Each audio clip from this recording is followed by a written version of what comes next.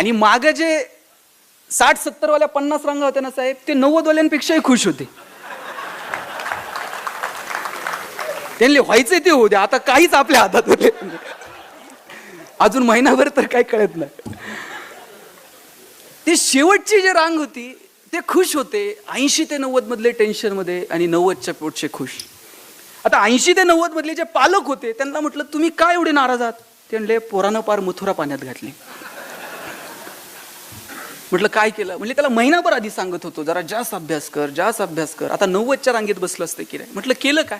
म्हटलं काय करणार, मार्क नाही पडले हो नीट. म्हटलं किती काय? म्हणजे काय सांगायसारखे सुद्धा नाही. म्हटलं काय तर आकडा असेल. म्हटलं ते 89 पॉईंट समथिंग काहीतरी आहेत त्याला. आता त्या मुलाला 89% मार्क पडले याचा आनंद पालकांना नाही, पण 90 मिळू शकले नाही त्याचं मात्र दुःख आहे. मग मी दोघा नवरा बायकोला विचारलं तुम्हाला 10वीत किती होते? मुळे साहेब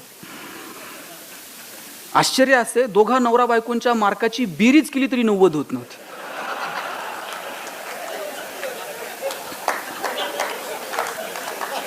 आणि त्यांना दुःख याचं होतं पोराला 90 पडले नाहीत. आम्ही या सगळ्या शिक्षण व्यवस्थेला कुठे घेऊन चाललोय? कॉमर्समध्ये ग्रॅज्युएट झालेल्या पोराला बँकेत डीडी काढता येत नाही. मराठीत ग्रॅज्युएट झालेल्या पोराला शुद्ध नीट मराठीत बोलता येत नाही. इंग्रजीत ग्रॅज्युएट झालेल्या पोराला स्वतःचा बायोडाटा इंग्लिशमध्ये लिहिता येत नाही. कुठे घेऊन चाललोय आम्ही या सगळ्या व्यवस्थेला? नॉस्कॉम कमिटीचा रिपोर्ट होता, in future 75% engineers will be permanently unemployed, 90% plain graduates will be permanently unemployed. नोकऱ्याच मिळणार नाहीत. 90% प्लेन ग्रॅज्युएट, इंजिनियर्स 75%, नोकऱ्याच नाहीत. का नाहीत? ते आम्ही शिकलो नाही. आम्ही फक्त आणि फक्त मार्कांच्या पाठीमागं धावत राहिलो. मार्क कसे मिळतील? समाजात नवीन नवीन काय घडतंय?